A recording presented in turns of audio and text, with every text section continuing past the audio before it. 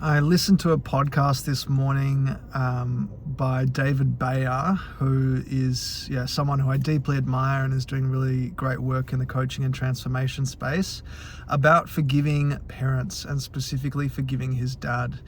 And it really got me thinking just around the relationship that I've had with my dad and how my inability to forgive him or to let go of my resentment towards him actually manifested in so much pain and suffering and like this constant, incessant, relentless merry-go-round of frustration in my business as well and in my work. And it was quite like an explosive and intense situation. Not too long ago, really, I was, in the midst of meeting with potential clients, and I went through a phase where I just spoke to guys only. It wasn't, intentional, but it just happened to be that a lot of guys were raising their hands and interested in working with me. And, we hit it off.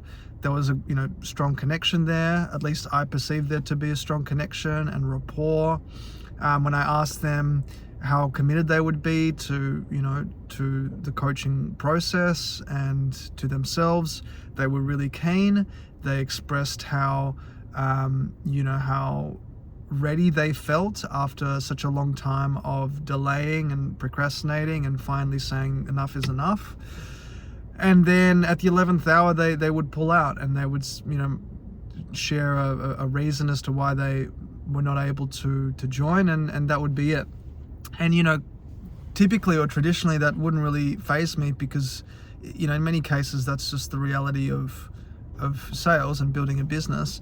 But it triggered me. It really triggered me, and I didn't really know why. But after the fourth or fifth or sixth guy that, who I really connected with and turned around and said, no, I got something on, I can't do it, or, it doesn't feel right, or whatever it might have been, I was like, what the fuck is going on here?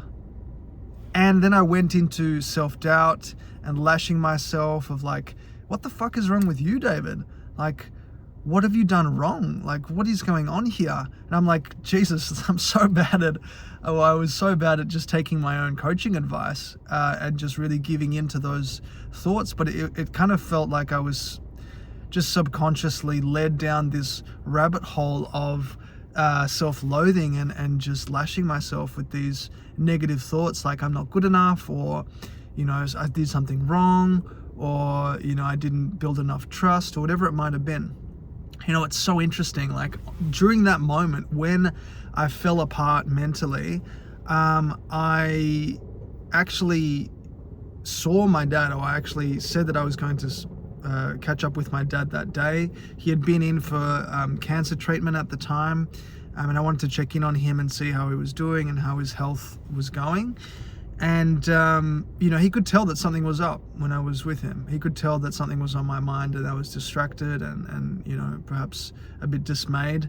And he asked me, what's going on? And typically I wouldn't really open up to my dad because, for a very long time, I perceived him to be quite emotionally closed off and just unwilling, and I guess just not really capable enough to hold an emotionally charged and deep and meaningful conversation. So, my dad was typically the last person that I would go to talk about stuff like that. But he asked me and I said no, and then he's like, come on, what's going on? And he could see that I was really disturbed. I actually started welling up with tears, and I broke down and I started crying. And I was like, I know I've been trying all these things at work, and and I feel like there's something wrong with me. And for the first time in a really long time, he hugged me and he consoled me, and he reassured me that there was nothing wrong with me, and that this is just part of the process, and that I will, connect with and support and serve someone because that's all really I want to do here, you know, with these videos and with the work that I'm doing. My mission is really to connect with and serve and support more people, and I hope that by my sharing this with you that it's helpful, because, and this is the really important lesson here, I felt seen and heard and validated by my dad in that moment, and it was kind of like the closure of healing this wound, this father wound of, for so long, feeling dismissed, feeling disconnected from my father, constantly craving and seeking approval, which started manifesting in these guys that I was talking to potentially work together. And each of these guys were just different versions of my dad. Each of these guys was just my dad. I didn't realize at the time, only in hindsight, after going through this process and feeling, you know, connected to and supported by dad, and then seen in that moment, that I started to feel a sense of comfort and, I guess, confidence in myself.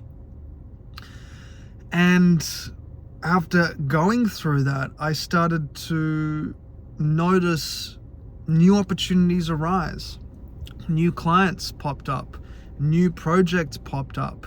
I started feeling less reliant on trying to chase and crave and seek approval and try and prove how good I am, like I had done for the majority of my life, especially with my dad. And, you know, there's so many people I know and so many people who I work with or friends who have dads like this. Your dad might be like this too. So let me know if you resonate, so, you know, we can actually get into this conversation together, because you're not alone. And, you know, I was just swept up in this incessant need to crave this validation. After going through the process and like beating myself up and then feeling consoled by my dad and healing this wound, I didn't feel like I had anything to prove anymore. And then I would go into these same conversations, and then if people, you know, weren't interested or it wasn't for them, I would be like, okay, well, it's your loss. And yeah, it was just a really profound distinction to make. And this was a really big part of me learning how to let go of the resentment towards my dad, learning how to forgive my dad, and learning how to forgive myself. Forgiving myself for, you know, beating myself up, forgiving myself for, you know, trying so hard to please and to validate, to please and to crave approval and validation from others. And just forgiving myself because I was just doing the best that I could with the tools that I had. You are doing the best that you can with the tools that you have right now. I really hope that this, you know, conversation has been helpful for you. If you know someone with, you know, with a dad who, or a mum, who, you know, has, perhaps they've been harboring some feelings of resentment towards them and it's been affecting them, perhaps at work or in life, this video might be helpful for them, so please share it with them. And yeah, please like, comment, subscribe. I really want to, you know, share this with more people, and yeah, and just hear from you and hear what's resonating and what we can go deeper into. So yeah, please let me know what's valuable, and I'll see you again really soon. Have a really beautiful day or night. Lots of love.